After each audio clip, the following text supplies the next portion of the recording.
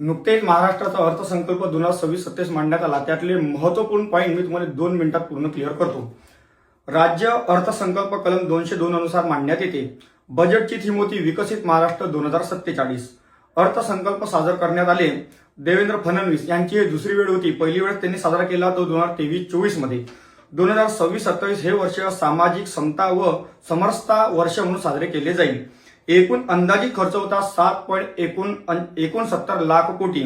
महाराष्ट्राची अर्थव्यवस्था 2047 पर्यंत होणार $5 ट्रिलियन.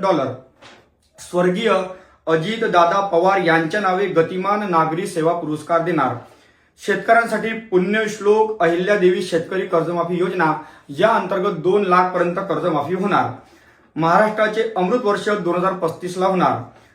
ज्या शेतकरीजवळ स्मार्टफोन नाही त्यांच्यासाठी वसुधा ही व्हॉइस सेवा सुरू केली.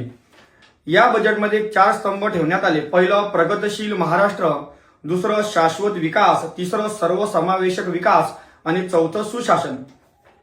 पुढचा राष्ट्रीय एक जिल्हा एक उत्पादन पुरस्कार 2025 मध्ये महाराष्ट्राचा प्रथम क्रमांक.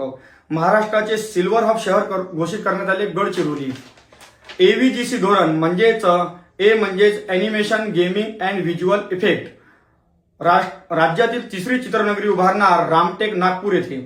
काला अंब हरियाणा येथे मराठा शौर्य स्मारक उभारणार. राज्य आपत्ती व्यवस्थापन संस्था स्थापणार मिहान नागपूर येथे. मिशन लक्षवेध यानुसार 2036 मध्ये होणाऱ्या ऑलिम्पिकमध्ये महाराष्ट्राचे जास्तीत जास्त खेळाडूंचा सहभाग व्हावा. टिंबर म्युझियम उभारणार बल्लारपूर चंद्रपूर येथे. संत गाडगेबाबा यांच्या 150व्या जयंतीनिमित्त संत गाडगेबाबा ग्राम रोजगार योजना राबवणार.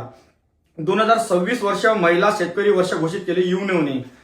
राज्याचे नवीन महाराष्ट्र रत्न व आभूषण धोरण लागू केले 2025. बांबू धोरण 2025. कुसुम योजना या अंतर्गत मागेल त्याला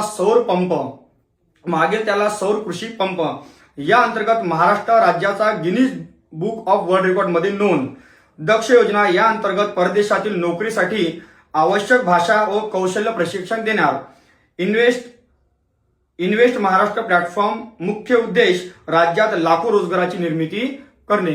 2 मिनिटात तुमचा अर्थसंकल्प पूर्ण महत्वपूर्ण पॉईंट सांगितले.